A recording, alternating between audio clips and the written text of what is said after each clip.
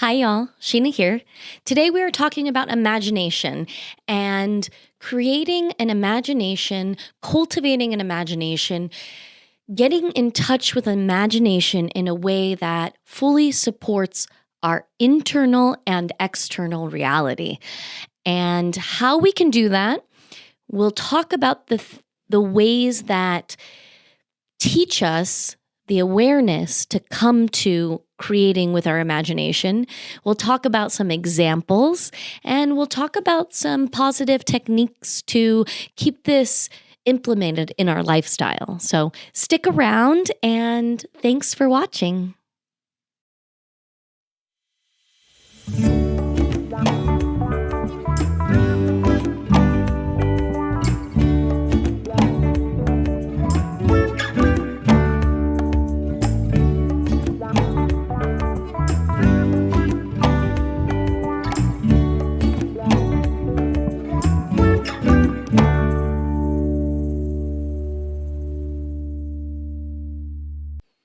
Sheena here. Today we're talking about imagination. And in order to talk about imagination, we really have to talk about how the imagination doesn't support us. Because it doesn't sometimes. And I want you to think about a few different scenarios. I want you to think about the trickle-down effect, where you have a scenario in your life. Let's say you wake up too late and your alarm doesn't go off, or your phone dies, or something like that, and you're frustrated right out the gate, right from waking up, you're upset. So you move into the next few things of your life with an upset sort of frame of mind, and the mind is going sort of creating this world saying that things aren't supporting me today. My alarm didn't go off. So let's say now you walk into the kitchen and there's no coffee, and now you're just like, great, another thing. And now you've got this sort of this reckoning in your mind. You've got this truth because you knew that the next thing wasn't going to go good either, because you've already had something going bad. And now you're beginning to work with the creation of the universe in a way that doesn't support you, unless you're in a different way and you think that the world shouldn't support you. I'm talking to people that want their world to support them. So now, you go on, right? And you get more frustrated and more frustrated. And we call that the trickle-down effect. This happens when you stub your toe sometimes, right? Because it's so aggravating when you stub your toe, and then you move into the next thing with that aggravation, and that aggravation ripples and comes back on you. So that's a good way to see how this sort of negative imagination will create in our life. Another way is thought patterns. We talk a lot about thought patterns. You can go to one of my videos on YouTube about creating your reality. That's a lot about those thought patterns. Thought patterns are when you have a thought that may not necessarily be true yet. Let's use a scary one. This one's a touchy one. Normally I take the lighthearted approach, but today we'll take the more difficult one. Let's say you're in a relationship that's monogamous and the other person, is just doing the same thing that they've always done. But you start to get a thought that they're cheating on you, or that there's another person in the picture. Now, let's say this isn't happening at all, but you start to get curious and you start to maybe check their phone and you start to not trust them, and then they notice you not trusting them.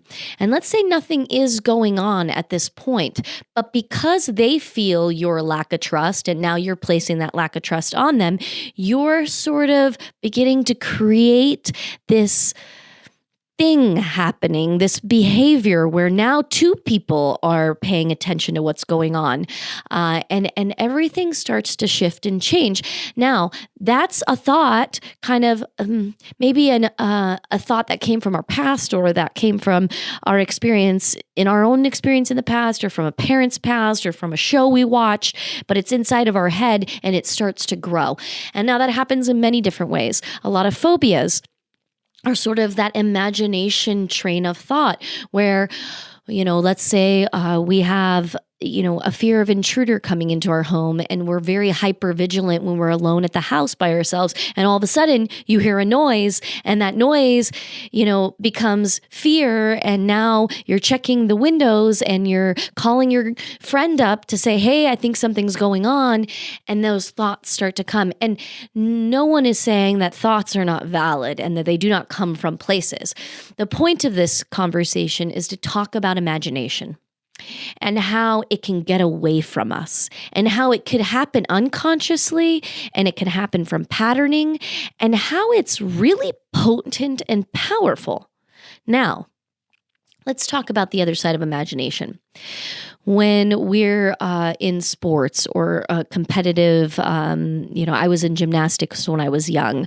When we are visualizing a project, an art project, or we're visualizing creating a new song, if you're an entertainer, that is imagination, right? A child has imagination when they draw a picture from nothing. That is the imagination. And that is the glory of imagination. And that is the beauty. And that is the vibrancy of imagination.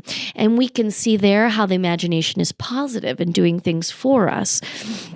Now, the question that I propose to you today is, are you living in a way where your imagination is always supporting you? And do you have a strong foundation in using your imagination to support your life? My great friend here, Einstein, talks a lot about imagination and how imagination is simply everything. Now, I don't know if you value Einstein or not, but I certainly do. And I think a lot of his work was about understanding how we truly are creators from our thoughts.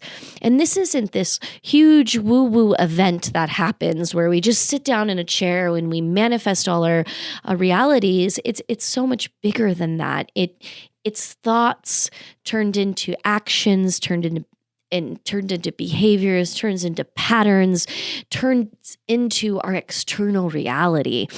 Everything we see here was first a thought, was first an imagination.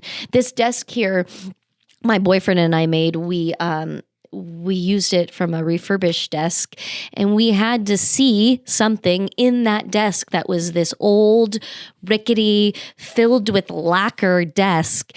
And we had to use our imaginations to come up with a plan, an idea for something else. Someone had to design this office. Someone has to design your homes. Architects use their imagination all the time. Engineers, scientists. We're using our imagination all the time.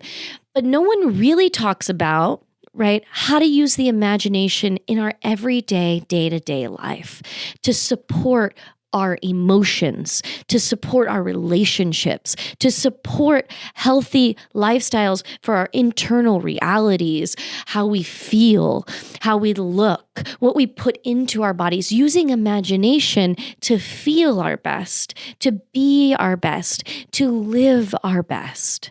And that is what I'm talking about here. Imagination supporting you in all acts and all walks of your life. Now, this is a bit of an ideal. And of course, there's so much in life. We're always learning, and there's so much always coming at us. So this is a practice. It's something that comes with maturity and time and energy and learning. Imagination can be our best friend and the thing that supports us in so many of our endeavors.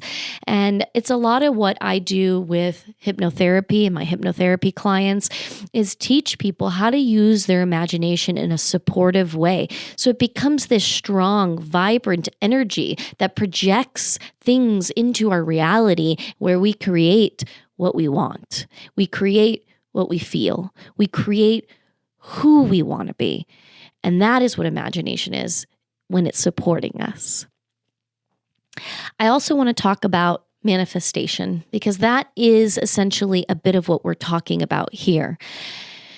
When we have an external reality that is matching our internal reality, then we are manifesting in a healthy way. Now, sometimes that's hard to receive. It takes practice to live that mindset. And I say mindset because you've got to be the one that wakes up late to your alarm clock, walks into the kitchen, and the coffee's not there, and says, it's fine. It's all fine. And you might say, how is this working for me? Oh, I have all these teas here I've been dying to drink. Let me try one now. Let me move into my day drinking tea, and perhaps maybe today I didn't need coffee. Maybe today I needed tea.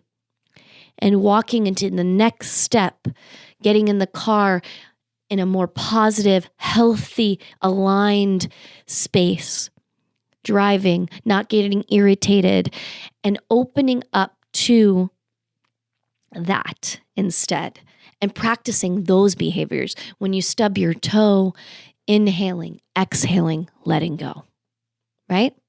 Now, this is once again an ideal, and it's not something that happens overnight, instantaneously, and it's certainly a never-ending sort of practice.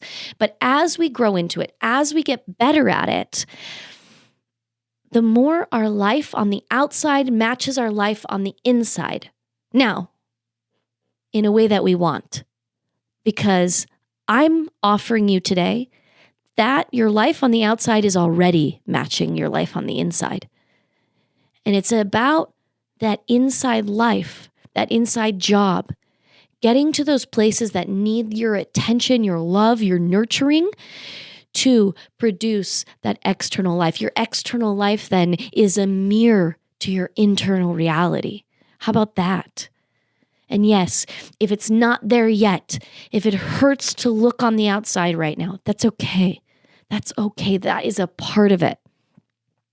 But beginning to hone in on taking that responsibility in a healthy, nurturing, compassionate way, in a way you'd help your best friend through a hard time, in a way you'd help your child through a hard time.